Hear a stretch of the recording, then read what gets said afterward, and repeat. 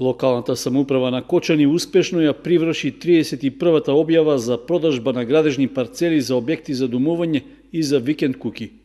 Освен тоа, нудеше и државно неизградено земјиште за стопанска дејност и за колективно домување. Откако на првиот дел се реализираше продажбата на парцелите за семејни куки и една за стамбена зграда во Калиманова глава, на вториот дел од електронското јавно наддавање се продадоа и трите понудени градежни парцели за изградба на викенд куки на Пониква. Градежните парцели, чија површина беше меѓу 450 и 650 метри квадратни, оттугени се по цена од 181 до 430 денари за квадрат.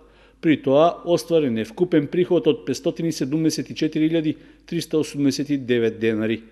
Со тоа заврши оттуѓувањето на 13 парцели од 31-та објава, од која се продадоа 10, меѓу кои една за стамбена зграда во населбата Калиманова глава. Сепак, изостана интересот за купување на двете парцели, што беа наменети за лесна индустрија и мало стопанство, како и една за индивидуално домување.